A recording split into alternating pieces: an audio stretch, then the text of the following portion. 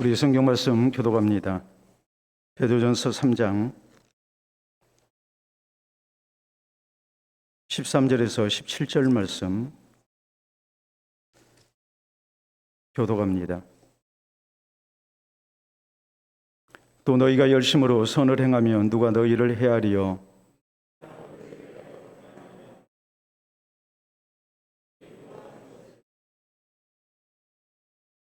너희 마음에 그리스도를 주로 삼아 거룩하게 하고 너희 속에 있는 소망에 관한 이유를 묻는 자에게는 대답할 것을 항상 준비하되 온유와 두려움으로 하고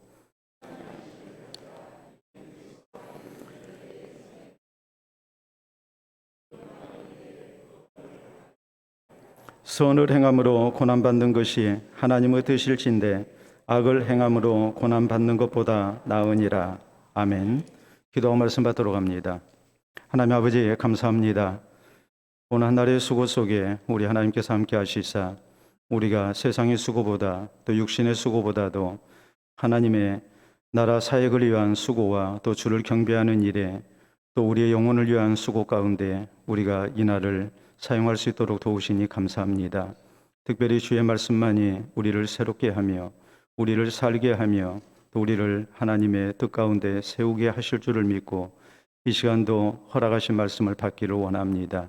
심는 이나 물주는 이는 아무것도 아니로되 오직 자라나게 하시는 하나님 뿐이신 줄 믿사오니 이 시간도 성령의 감동 속에 말씀이 전해지게 하시고 받아들여지게 하시고 믿어지게 하시고 감동 감화의 역사가 있게 하여 주셔서 우리로 신실한 하나님의 사람으로 살아갈 수 있는 힘을 얻을 수 있도록 인도하여 주시옵소서. 예수님 이름으로 기도하옵나이다. 아멘. 오늘 베드로전서 강의 12번째 시간입니다. 군에 가면 흔히 이제 그런 얘기를 많이 합니다. 비교육생은 훈련받는 그런 이제 군인들을 얘기하죠. 비교육생은 춥고 배고프고 항상 졸리는 법이다. 이런 얘기를 많이 하죠. 이건 군인에게만 해당되는 얘기가 아니고 뭐 공무원들 또 회사의 그런 이제 사원들 모두가 다 교육을 받을 때는 아무튼 간에 춥고 배고프고 졸린 것이 사실입니다. 그래서 군대에서는 교관이 이렇게 비교육생들의 그런 이제 어려움을 잘 알기 때문에 이렇게 여러 가지로 교육을 시키면서 이론 교육을 시킬 때에 그럴 때 재미난 얘기를 곁들여서 합니다. 그러면 이제 재밌으니까 졸음이 이제 달아나죠. 근데 그 재미난 이야기가 끝나고 다시 또 본론에 들어가서 이렇게 교육을 하게 되면 또 어떤 현상이 나타나겠습니까? 또 좁니다. 그러면 이제 교관이 그런 얘기를 합니다. 내가 너희들을 고생시키려고 이렇게 교육하고 훈련시키는 것이 아니다. 너희로 하여금 전쟁이 일어나면 죽지 않게 하기 위해서 내가 너희들을 훈련을 시키는 거다. 이런 얘기를 합니다. 그러면서 지금 제대로 훈련받지 아니하면 전쟁 때 죽고 만다. 이렇게 아주 심각한 얘기를 하죠. 근데 이런 얘기를 할 때 그 얘기가 저건 뻥치는 소리다, 좀 과장됐다 그런 생각이 전혀 들지 않습니다. 실제적으로 군인이 존재하는 이유는 이제 전쟁 때 사용하기 위해서 존재하는 거 아니겠습니까? 그렇기 때문에 전쟁에서 살아남으려면 교육을 잘 받아야죠. 그렇기 때문에 이렇게 말을 합니다. 훈련에서의 땀 한 방울은 전장에서의 피 한 방울과 같다. 또 훈련 때 땀을 많이 흘려야 전장에서 피를 적게 흘린다. 이런 얘기를 합니다. 다시 말해서 우리에게 힘든 그런 훈련이지만 이 훈련을 우리가 잘 견뎌내야 우리가 살 수 있다는 말입니다. 우리의 신앙생활도 마찬가지죠. 우리가 고난 속에서 잘 이기는 법을 배워야 우리가 고난 속에서 좌절하지 않고 또 우리의 영혼이 죽지 않고 우리가 살 수 있습니다. 우리는 지난 시간에 우리의 신앙생활에 있어서 평안만 있는 것이 아니고 고난도 있기 때문에 또 예수 그리스도를 믿는 신앙 때문에 당한 고난이 있기 때문에 우리가 신앙생활을 고난 가운데서 잘해야 한다는 그런 내용의 말씀을 지금까지 쭉 살펴왔습니다. 우리 예수님께서 분명히 말씀하셨죠. 우리의 신앙생활은 넓은 길로 가는 것이 아니고 좁은 문으로 들어가서 좁은 길로 가는 것이라고 분명히 말씀하셨고 또 디모데후서 3장 12절에 있는 말씀을 보면 경건하게 살려고 하는 자는 분명히 고난을 당하게 돼 있다. 이렇게 말씀을 하죠. 우리가 그냥 뭐 대충 그럭저럭 신앙생활하면 고난을 피해가면서 우리가 신앙생활을 할 수 있습니다. 그러나 하나님의 말씀을 따라서 우리가 바로 살려고 하면, 경건하게 살려고 하면 필연적으로 고난은 따라오게 되어 있습니다. 그렇기 때문에 사도행전 14장 22절에 있는 말씀을 보면 사도 바울이 제자들에게 이런 말을 합니다. 우리가 하나님 나라 들어가려면 많은 환난을 겪어야 할 것이다. 우리의 신앙생활 속에서 고난이 면제되는 법은 없다는 말입니다. 분명히 예수님께서 말씀하신 대로, 또 바울이 이렇게 제자들에게 말씀한 대로 우리의 신앙생활에는 유형 무형의 여러 가지 고난이 있기 마련이고, 이것을 잘 감당해야 우리가 하나님 나라 들어갈 수가 있습니다. 그렇기 때문에 요한계시록 7장 14절은 또 이렇게 말씀합니다. 천국에 구원받은 성도들이 어떤 사람들이냐 했을 때에 큰 환난에서 나오는 자들인데 어린 양의 피로 그 옷을 빨아 희귀한 자들이다, 이렇게 말씀을 하죠. 예수 그리스도를 구주로 믿어서 죄의 속죄함을 받은 사람들, 이 사람들이 하나님 나라 가기까지 큰 환난을 겪게 되는데, 그 환난을 이겨내고 통과한 사람들만 하나님 나라 올 수 있다고 성경은 우리에게 이렇게 분명하게 말씀하십니다. 그렇기 때문에 우리는 신앙생활 중에 당하는 그런 고난, 이것을 우리가 잘 이해할 수 있어야 하고, 또 여기에 지혜롭게 대처하는 방법도 우리가 분명히 배워야 합니다. 자, 우리가 지난 시간에 우리 성도들의 인간관계에 대한 말씀을 살폈습니다. 또 교우관계를 우리가 어떻게 가져야 할 것인가, 이런 말씀을 살폈죠. 형제를 사랑하고 또 우리가 박해자까지도 축복을 해야 한다. 악을 악으로 갚거나 욕을 욕으로 갚아서는 안 된다. 우리 하나님께서는 우리로 하여금 원수까지도 사랑하고 또 우리를 박해하는 자들도 축복하게 하기 위해서, 그래서 하나님이 약속하신 복을 이어받게 하기 위해서 우리를 부르셨다고 이렇게 말씀을 하셨습니다. 자, 오늘 성경 말씀은 당시 로마 정부가 그리스도인에 대해서 아주 무서운 박해를 하고 있었는데, 이 박해는 조직적이고 광범위했습니다. 그렇기 때문에 이때 우리 그리스도인들이 어떤 신앙자세로 대처해야 할 것인가, 우리에게 닥치는 이런 고난을 우리가 어떻게 감당하고 또한 승리하는 그리스도인이 되어야 될 것인가, 여기에 대해서 이제 말씀하는 내용입니다. 자, 오늘 우리가 신앙생활 가운데서 고난이 면제되면 좋겠는데 그렇지 못하고 분명히 우리에게 고난이 있을 수밖에 없는데, 이런 고난을 우리가 어떻게 받아들여야 할 것인가, 또 이 고난 속에서 어떤 신앙 자세를 가지고 우리가 굴하지 아니하고 믿음 지키고 승리하는 성도가 되어야 될 것인가, 오늘 성경이 우리에게 무엇을 말씀하시는지 우리가 잘 살피고 우리의 신앙을 다시 한번 다잡는 그런 은혜가 있어야 될 것입니다. 먼저 오늘 성경은 우리에게 고난 속에서 어떤 신앙 자세가 필요하다고 말씀합니까? 사람을 두려워하지 말라고 말씀합니다. 자, 오늘 거기 말씀 13절에 있는 말씀을 보면, 또 너희가 열심으로 선을 행하면 누가 너희를 해하리요 그랬습니다. 우리 그리스도인이 열심으로 선을 행하면 해할 자가 없습니다. 우리 그리스도인이 바르게 살면 누가 해하겠습니까? 아무리 약한 정부라 할지라도 선하게 살려고 하는 사람 괴롭히는 법이 없습니다. 오히려 그런 사람 포상하죠. 그런데 우리가 예수 그리스도를 구주로 믿어서 신앙생활할 때 당하는 고난은 우리가 선을 행하기 때문에 당하는 고난이 아닙니다.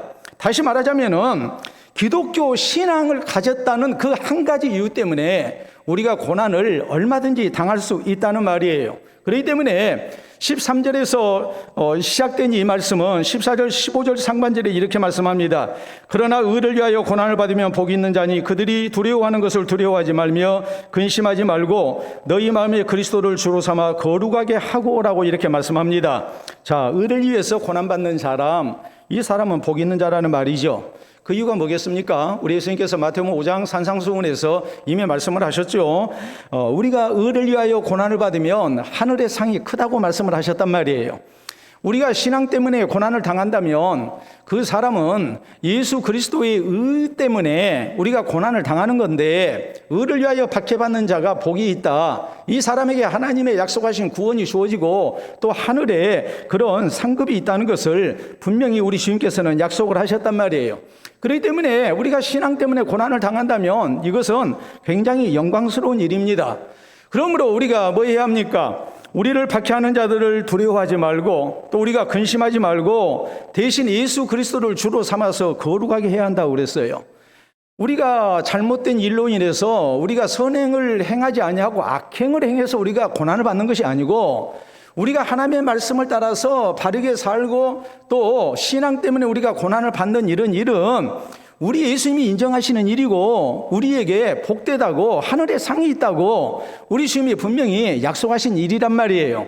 그렇기 때문에 오늘 내가 당하는 고난, 신앙 때문에 고난을 당하게 될 때에 여기에 대해서 우리를 박해하는 사람들을 두려워할 이유가 없는 겁니다. 내가 오늘 박해를 당하지만은 이 박해는 주님이 인정하시는 이 고난이고, 이 고난을 통해서 우리가 구원에 이르고 또 하나님이 주시는 그런 하늘의 상급이 있다면 우리를 박해하는 사람을 두려워할 이유가 없죠. 우리가 뭐 해야 되겠습니까? 근심할 이유도 없어요.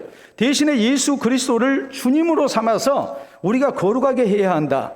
우리가 하나님 앞에 고난 때에 행여라도 우리의 주님이 그리스도이신 것을 잊어버리고 세상을 주인으로 생각하는 가운데 우리가 두려워하고 신앙의 변절이 있으면 안 된다는 말이에요. 여러분, 오늘 이 성경 말씀이 강조하는 내용이 뭐겠습니까? 분명한 사실은 우리가 하나님을 두려워하면 사람을 두려워하지 않습니다. 그러나 사람을 두려워하면 우리가 신앙을 버리게 돼 있다는 사실이에요. 그렇기 때문에 우리 성도가 고난을 당할 때 우리는 우리의 주님이 오직 예수 그리스도이신 것을, 하나님이신 것을 잊지 말아야 합니다. 그리고 이 하나님만을, 예수 그리스도만을 우리가 두려워하면서 우리의 신앙이 혹시라도 세상의 박해 때문에 두려워하거나 흔들리는 그런 모습이 있어서는 안 됩니다. 여러분, 우리 예수님께서 마태복음 10장에 제자들 전도행 보내시면서 주신 약속이 이것이었습니다. 이건 하나의 경고였고 또 엄중한 그런 교훈이었죠. 공회에 끌려가서 너희가 재판을 받게 될 때에 행여라도 몸은 죽여도 영혼은 어떻게 하지 못하는 자를 두려워하지 말고 너희 몸과 영혼을 함께 지옥불에 멸하시는 하나님을 두려워하라, 이렇게 말씀을 하시죠. 여러분, 하나님을 두려워하면 사람이 두렵지 않습니다. 그리고 고난과 박해 속에서도 신앙을 지킬 수 있습니다. 반면에 우리가 주님을 우리의 주님으로 생각하지 아니하고 나를 박해하고 압제하는 사람을 우리가 두려워하고 그에게 나의 생사 여탈이 달려있다고 생각을 하면 우리는 사람을 두려워하게 되면 결국 우리의 신앙을 버릴 수밖에 없습니다. 주님은 이것을 분명히 경고하셨습니다. 다니엘과 그의 세 친구가 신앙을 지킬 수 있는 힘이 어디에서 나왔겠습니까?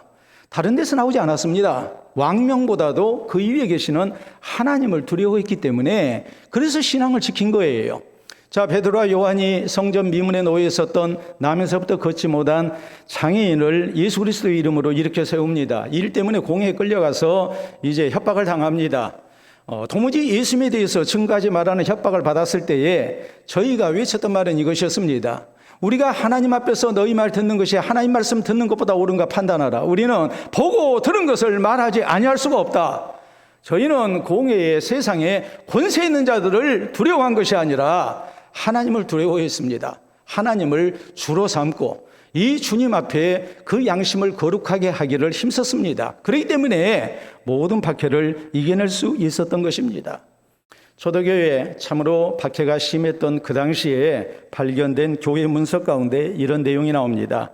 나로 하여금 시저의 충신들이 시저에게 바쳤던 그 충성보다 주님을 향한 충성의 정도가 결코 적지 않게 하소서.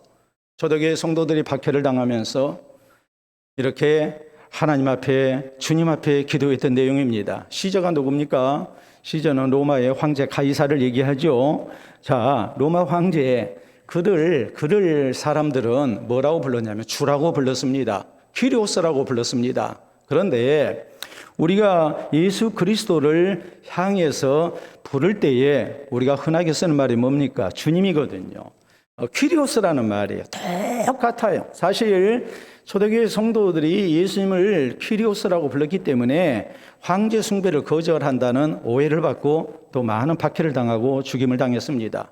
우리는 하늘에 계신 하나님, 우리 주 예수 그리스도가 우리의 주님이십니다 하고서 퀴리오스라고 부르니까 황제 숭배를 강요하던 당시에 형편을 놓고 볼 때에 그리스도인들이 황제를 거역한다는 그런 오해를 하게 된 것이죠. 황제도 퀴리오스라고 부르고 주라고 부르고 예수님도 우리가 주라고 부르면서 퀴리오스라고 부르기 때문에 이 로마 황제 숭배에 빠진 사람들이 그리스도인들을 박해한 거예요. 여러분, 이 초대교회 성도의 그런 간절한 기도의 내용이 뭡니까? 시저의 부하들이, 신하들이 시저를 향해서 주님이라고 하면서 바쳤던 그 충성보다 내가 우리 주 예수 그리스도를 향한 충성이 더 부족하지 않게 하옵소서. 다시 말하자면 우리의 주님은 오직 예수 그리스도밖에 없다 이 말이에요. 사람을 두려워하는 대신에 오직 주님을 두려워한 겁니다. 사람보다도 하나님을 두려워한 겁니다. 그러면서 신앙을 지켜낸 겁니다. 그러므로 고난 속에 있는 우리 성도에게 필요한 것이 무엇이겠습니까? 우리가 여러 가지로 박해를 받게 되면 세상상의 손실이랄지 또 세상 가운데서 어떤 인간관계가 끊기고 또 그런가 하면 우리가 여러 가지로 박해를 당하게 될 거예요. 또 왕따 당하고 또 유형무형의 그런 손해를 우리가 많이 감수해야 할 거예요. 그러면 사람이 두렵죠. 그런데 성경은 뭐라고 말씀하십니까? 사람을 두려워하지 마라. 사람 위에 있는 하나님을 두려워해야 한다. 주님을 두려워하는 거룩한 두려움이 우리에게 있어야 한다. 사람을 두려워하는 그런 속된 두려움보다는 살아계신 하나님, 온 세상을 창조하시고 다스리시는 우리 주님을 향한 거룩한 두려움을 가지고 우리가 흔들리지 말아야 한다. 이 사실을 강조합니다. 우리 한국 교회, 대한민국 교회를 놓고 볼 때도 신사참배에 반대를 했던 일이나 또 공산주의를 반대했던 그런 많은 믿음의 선진들이 믿음을 지켰던 힘은 다른 데서 있지 않았습니다. 사람을 두려워하는 대신에 하나님을 두려워했습니다. 이 경건한 두려움, 이 두려움을 통해서 믿음을 지켜낸 겁니다.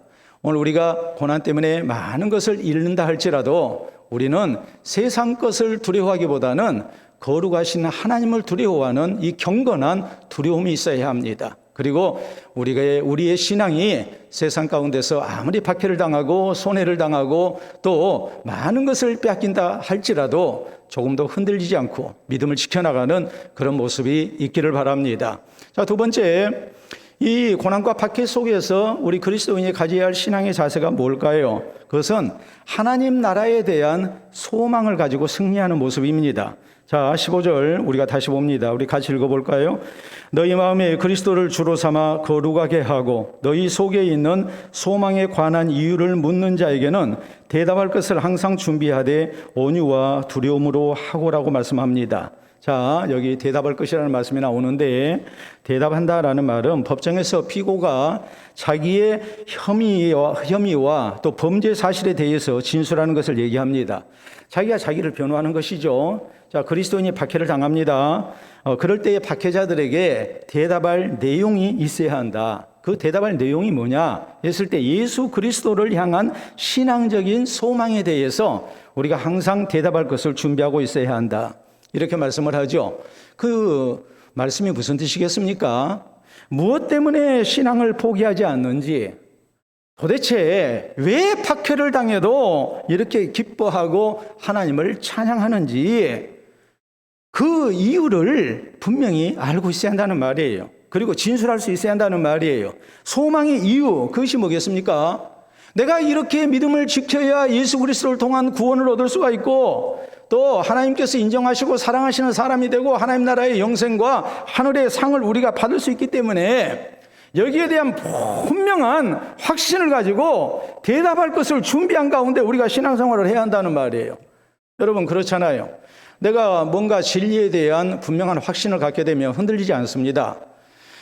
교도소에 많은 죄수들이 있습니다. 그런데 죄수들 놓고 얘기할 때 뭐 여러 가지로 얘기를 하죠. 자, 예를 들어서 범털이 있고 또 개털이 있습니다. 교도소에서 쓰는 용어예요.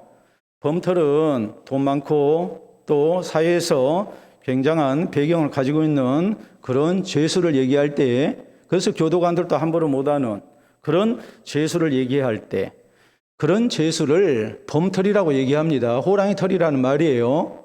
반면에 뭐 별 볼 일 없는 죄수, 이런 사람들은 사회에서도 무시당하고 또 멸시당하고 했는데 감옥 들어와서도 또 역시 마찬가지입니다. 이런 사람은 개털이라고 부릅니다. 그런데 우리가 죄수를 놓고 이렇게 범털, 개털로만 구분한 게 아니라 아주 큰 범주 안에서 구분하는 방법이 있어요. 우리나라가 민주화 투쟁을 하면서 많은 양심수들이 생겨났습니다. 양심수는 누구를 얘기합니까? 양심수를 가리켜서 확신범이라고 얘기를 합니다. 내가 믿는 것이 있어요.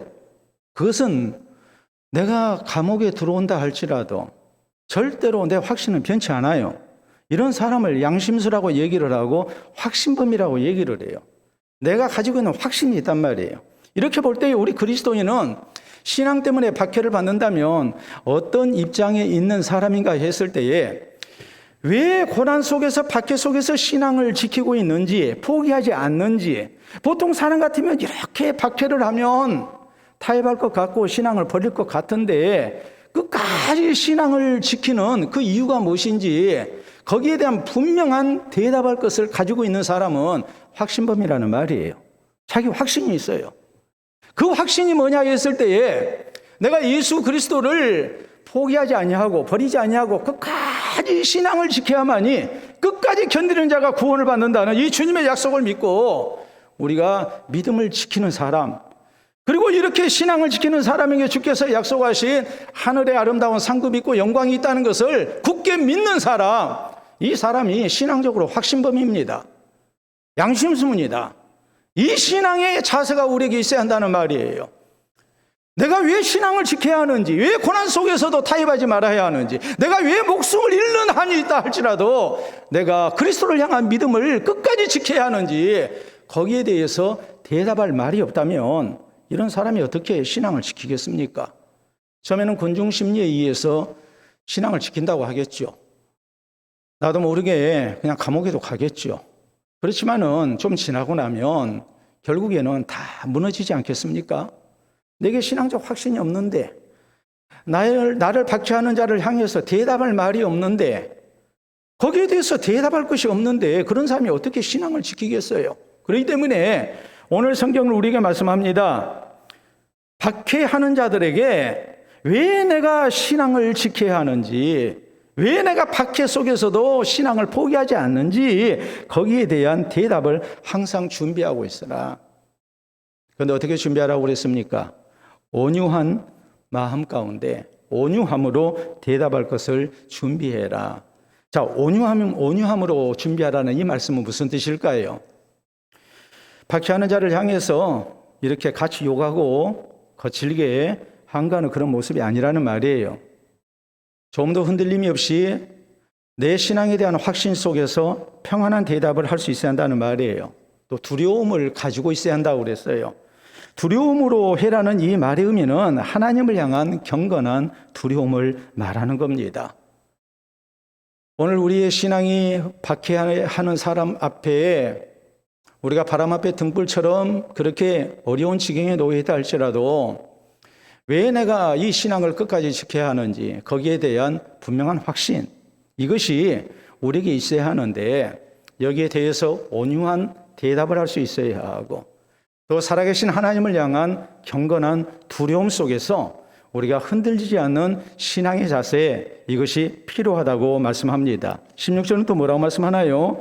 선한 양심을 가지라. 이는 그리스도 안에 있는 너희의 선행을 욕하는 자들로 그 비방하는 일에 부끄러움을 당하게 하려 함이라라고 말씀합니다. 선한 양심을 가지라는 말은 하나님 앞에서 의롭고 바르게 사는 그런 신앙적 양심을 얘기합니다. 그리스도인에 대해서도 기독교에 대해서 여러 가지로 비방하고 욕하는 사람들, 또 박해하는 사람들, 그 사람들이 처음에는 무조건 박해합니다. 아무 이유 없이 괴롭힙니다. 그러나 그냥 괴롭히고 끝나겠습니까?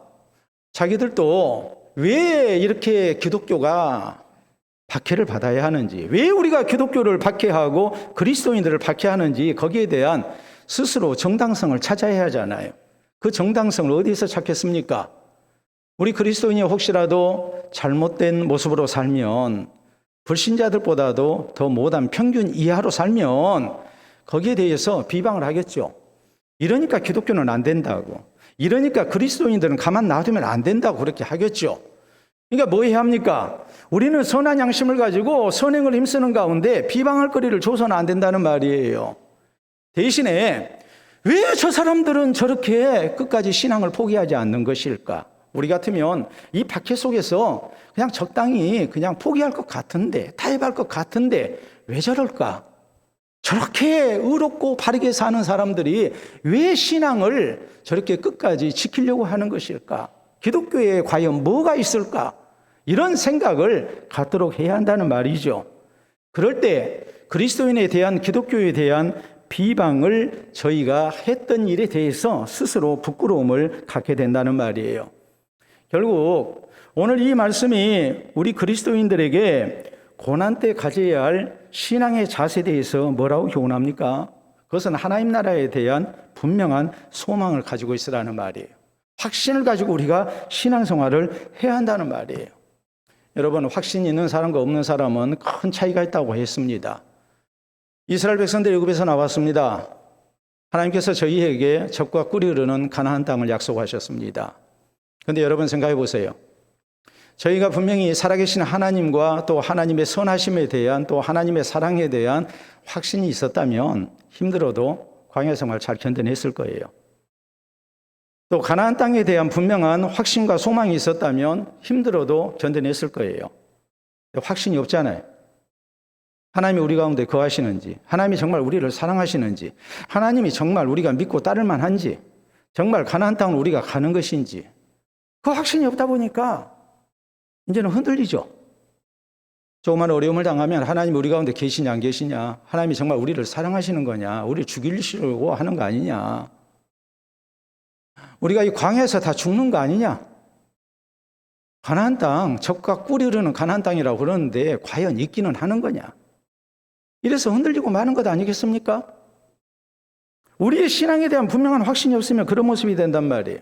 반면에 사도 바울은 광야 생활하던 이스라엘 백성들보다도 훨씬 더 많은 박해를 받죠. 이런 박해 속에서 사도 바울이 가지고 있었던 신앙의 확신은 뭐였습니까? 로마서 8장 18절에 보면 생각컨대 현재 고난은 장차 우리에게 나타날 영광과 비교할 수 없도다. 하나님 나라의 구원과 영광에 대한 분명한 확신이 있죠. 로마의 옥중에서 죽음을 앞두고 바울이 외쳤던 말, 디모데후서 4장 7절로 8절을 보면 나는 선한 싸움을 싸우고 나의 달려갈 길을 마치고 믿음을 지켰으니 이제 후로는 나를 위하여 의의 면류관이 예비되었으므로 주곧 의로우신 재판장께서 그날에 내게 주실 것이요 나뿐 아니라 주의 나타나심을 사모하는 모든 자에게도 오니라. 그런 분명한 확신을 가지고 있었습니다. 이 신앙적 확신이 있었기 때문에 흔들리지 아니한 거예요. 하나님 나라의 영광에 대한, 구원에 대한, 상에 대한 확신을 가지고 있었기 때문에 흔들림이 없었던 거예요. 여러분 그렇잖아요? 요한계시록 2장에 보면 우리 예수님께서 서만화 교회를 향해서 말씀하십니다. 내가 네 환난과 궁핍을 아노니. 서만화 교회가 얼마나 무서운 박해 속에 시달리고 있었는지 모릅니다. 그런데 주님이 뭐라고 말씀하십니까? 내가 네 환난과 궁핍을 안다. 실상은 네가 부요한 자다. 세상 가운데서 그리스도를 향한 신앙을 가졌기 때문에 많은 것을 빼앗겼습니다. 참 불쌍한 사람들입니다. 안타깝습니다. 그런데 예수님은 뭐라고 말씀하십니까? 실상은 네가 부요한 자다. 하나님 나라의 영광이 있습니다. 구원이 있습니다. 상이 있습니다. 그러므로 앞으로 너희가 또 긴 고난을 당하게 될 거지만 요한계시록 2장 10절에 뭐라고 말씀하십니까? 네가 죽도록 충성하라. 그래야만 내가 생명의 관을 네게 주리라. 끝까지 믿음 지킬 것을 요구하십니다. 왜요? 하나님 나라의 구원과 영광이 있기 때문입니다. 우리 예수님께서 성경 마지막 요한계시록 22장 12절에 보면 볼지어다 내가 속히 오리니 내게 줄 상이 내게 있어 각 사람이 그 행한 대로 갚아주리라. 분명히 우리의 신앙에 대한 우리 주님의 분명한 보상이 있음을 주님은 약속하십니다. 이 약속을 받은 사도 요한이 외친 말이 무슨 말입니까? 지금 그리스도를 향한 신앙 때문에 그는 pat모섬에 유배되어 있습니다. 무서운 박해 속에 시달리고 있습니다. 그런데 예수님께서 볼지어다 내가 각 사람에게 줄 상이 있다고 각 사람의 행한 대로 내가 갚아줄 것이라고 말씀하시니까 아멘 주 예수여 오시옵소서 하잖아요. 흔들림이 없잖아요. 확신이 있잖아요. 이런 얘기가 있어요. 옛날에 소금이라는 것은 굉장히 중요했죠. 그래서 어떤 시대에 보면 소금은 국가에서 전매를 했습니다. 오늘날의 담배를 이렇게 국가에서 전매하는 것처럼 소금을 국가에서 전매했는데 또 어떤 시대는 이제 소금 장수들이 이렇게 소금을 가지고 와서 팝니다. 소금 구하기 제일 어려운 것이 어디겠습니까? 바닷가는 아니겠죠. 농촌 아니겠죠. 농촌보다도 어디가 더 힘들겠습니까? 산골이 힘들겠죠. 소금을 지고 이렇게 산을 넘어가서 이제 파는 소금 장수 두 사람, 한 사람은 나이가 많은 분이고 한 사람은 젊은 청년이었습니다. 둘이 무거운 소금을 등에 지고 산을 넘어갑니다. 너무 힘드니까 젊은이가 얘기합니다. 이 산이 너무 험하고 높아요. 이 산이 높이가 절반만 됐으면 좋겠어요. 얼마나 힘든지 그런 얘기를 해요.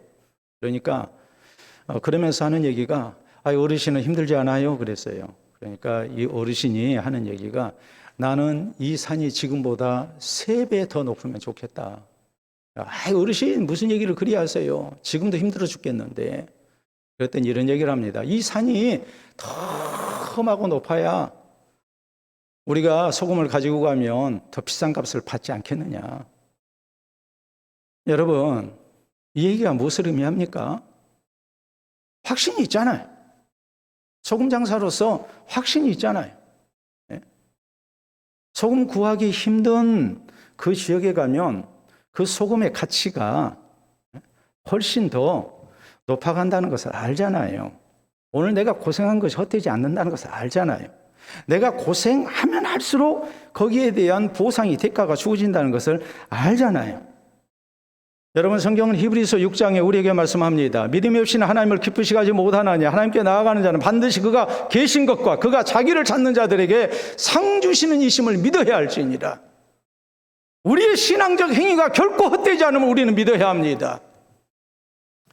우리가 이 땅 가운데서 고난을 당하고 박해를 당할 때 그 모든 것이 헛된 일이 아니라 이런 과정을 통해서 우리의 신앙이 하나님 앞에 인정받고 하나님 나라의 구원과 영광이 이른다는 사실을 우리는 확신해야 합니다. 그리고 우리는 끝까지 믿음을 지키고 승리하는 성도가 되어야 됩니다.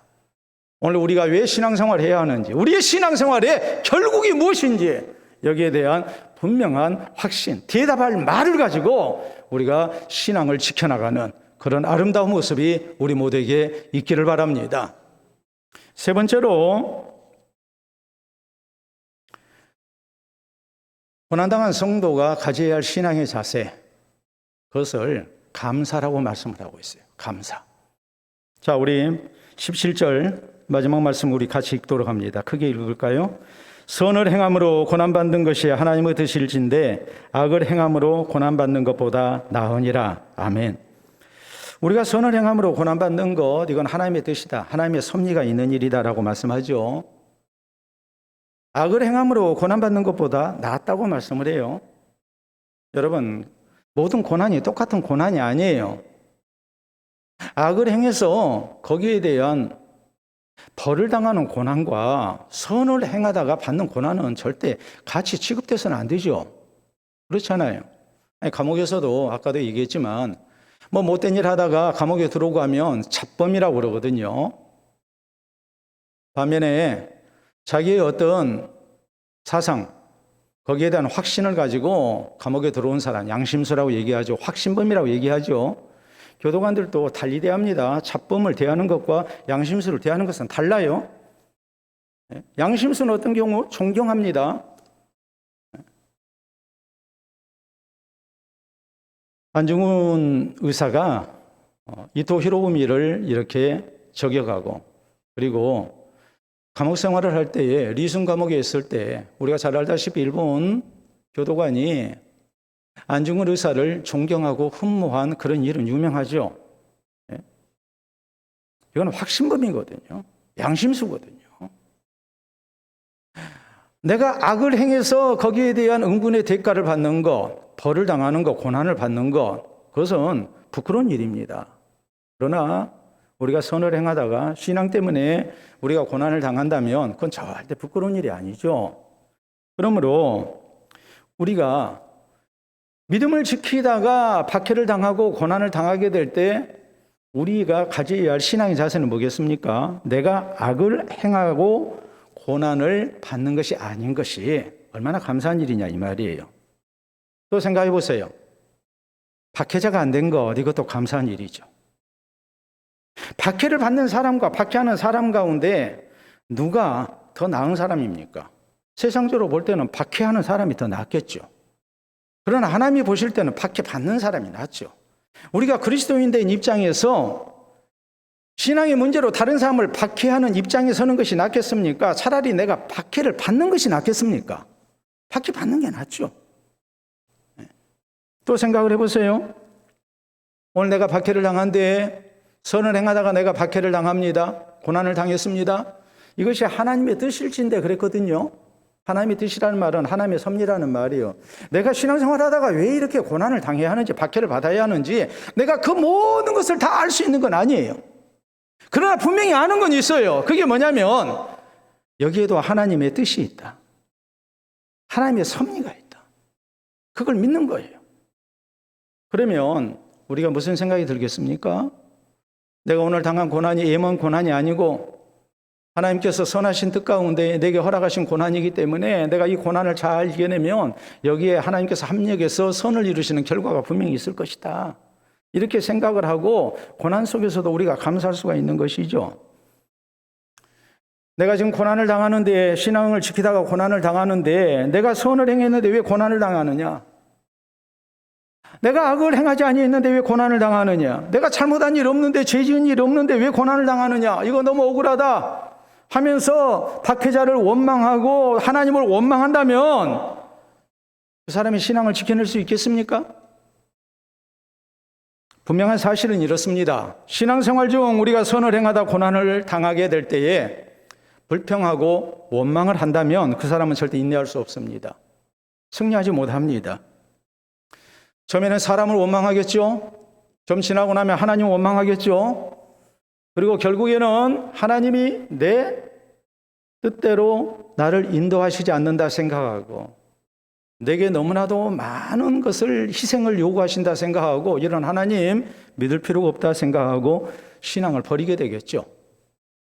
그러나 고난 속에서도 감사의 조건을 찾아서 감사합니다. 내가 만난 이 고난 속에 선하신 하나님의 뜻이 있음을 믿습니다. 섭리가 있음을 믿습니다. 이런 사람은 인내하고 승리할 수가 있죠. 우리가 잘 아는 하나님의 사람 다니엘이 하나님 앞에 기도한 일 때문에 사자굴에 던져지게 됩니다. 여러분, 다니엘은 이 문제를 갖고 하나님께 기도했습니다. 근데 다니엘의 기도는 우리의 기도와 달라요.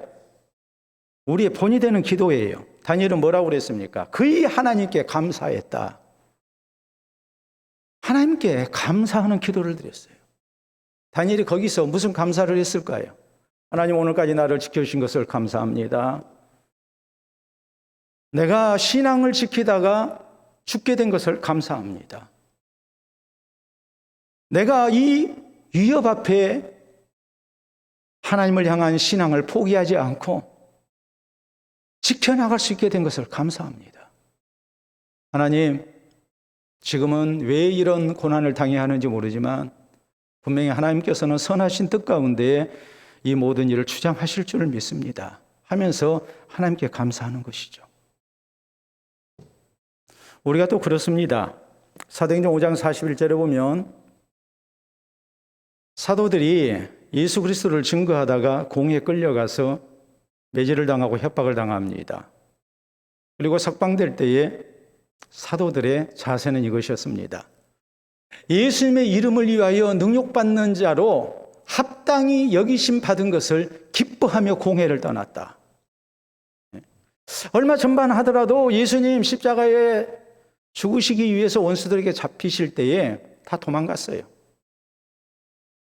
우리는 오게도 가고 죽는데도 따라가겠습니다 했던 사람들인데 그냥 다 도망갔어요. 부끄럽죠. 그런데 이제는 사람이 바뀌었어요. 신앙이 달라졌어요. 부활하신 예수님을 만났을 때에 조금도 이제는 두렵지 않아요. 그래서 매를 당하고 매질을 당하고 협박을 당하면서도 흔들림 없이 신앙을 지키고 있는 자기 자신이 대견한 거예요. 내가 진짜 제자 됐다는 생각이 든 거예요.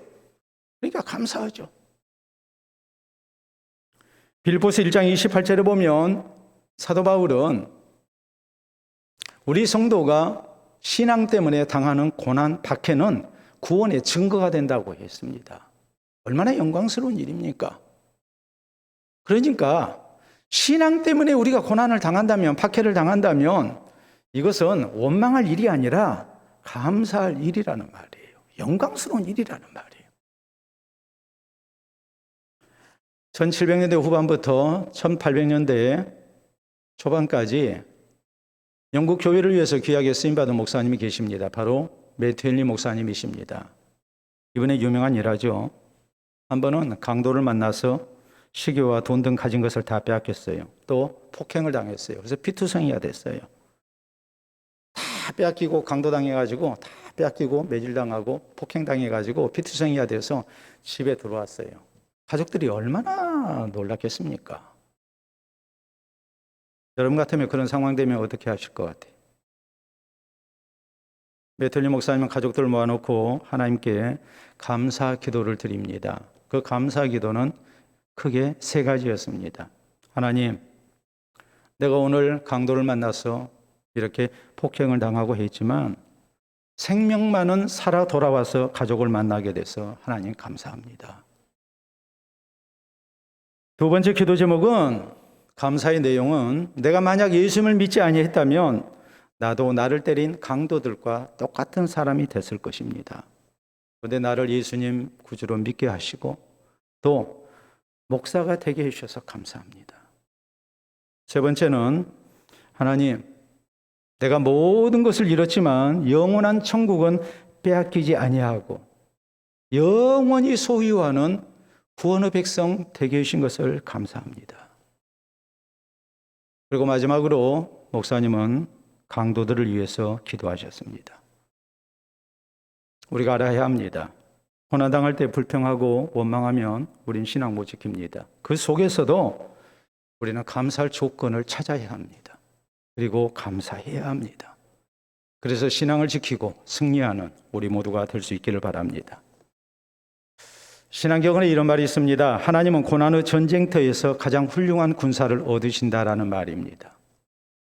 진짜 그리스도인, 진짜 하나님께서 인정하시고 사랑하시는 그리스도의 군사는 다른 데서 얻는 것이 아니라 고난의 전쟁터에서 얻는다고 말씀합니다. 고난의 전쟁터에서 우리의 신앙이 알곡인지 죽정인지 구별이 된다는 말이죠. 고난이라는 건 닥치면 다 이겨낼 수 있는 게 아닙니다. 자꾸 그런 얘기 쉽게 하시는 분들이 있어요. 닥치면 다 하게 돼 있다고. 여러분, 군인이 훈련받지 아니하고 혹독한 훈련을 받지 아니하고 전쟁이 일어날 때 전쟁터에 총 들고 나가면 다 싸웁니까? 그건 총알바지밖에 안 되죠. 군인의 역할을 해낼 수가 없습니다. 나도 지키지 못하고 내 가족도 지키지 못합니다. 나라도 지키지 못합니다. 마찬가지입니다. 훈련받아야 합니다. 먼저 잘 훈련받아야 제대로 된 그리스도의 십자가의 군병이 될 수 있습니다. 고난 속에서 승리하는 하나님의 군사가 될 수 있습니다. 우리가 어떤 모습으로 훈련되어야 합니까? 사람을 두려워하는 가운데 흔들리지 말아야 합니다. 오직 하나님만을 두려워하며 하나님 나라에 대한 분명한 소망과 확신을 가지고 신앙생활을 해야 합니다. 고난 속에서도 박해 속에서도 불평하고 원망하는 사람이 아니라 감사의 조건을 찾아서 감사하는 사람이 되어야 됩니다.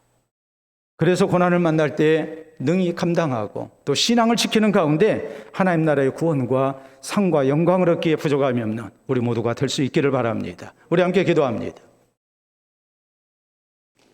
오늘 내가 신앙생활하는 환경이 좋지 못하다고 생각이 되어집니까?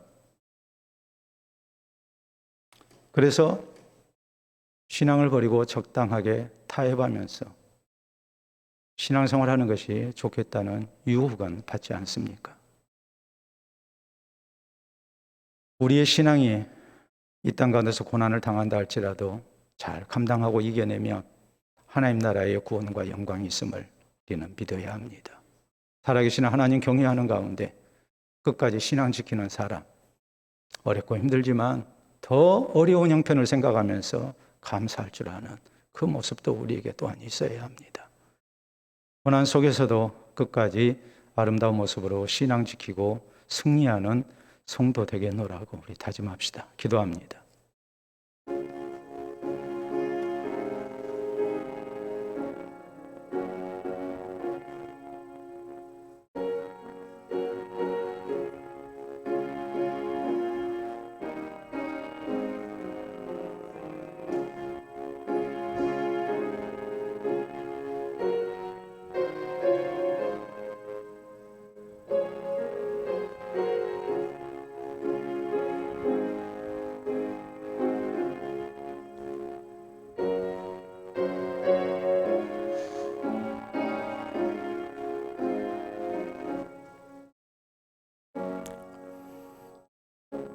우리의 생명의 주가 되시고 승리의 보장이 되시는 아버지, 은혜를 진심으로 감사합니다.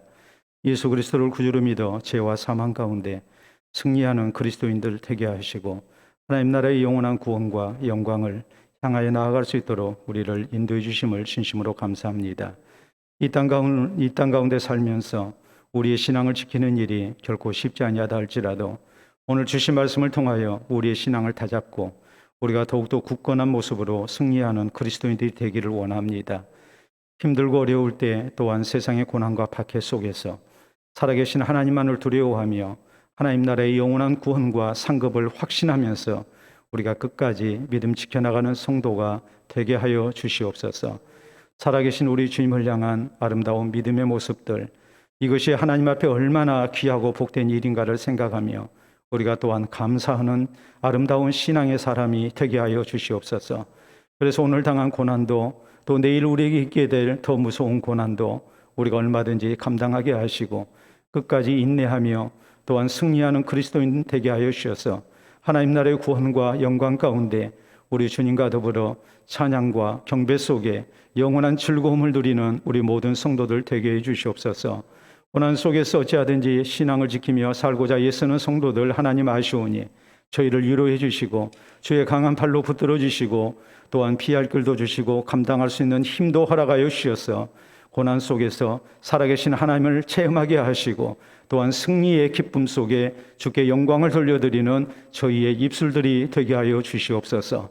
감사하며 예수님 이름으로 기도하옵나이다. 아멘.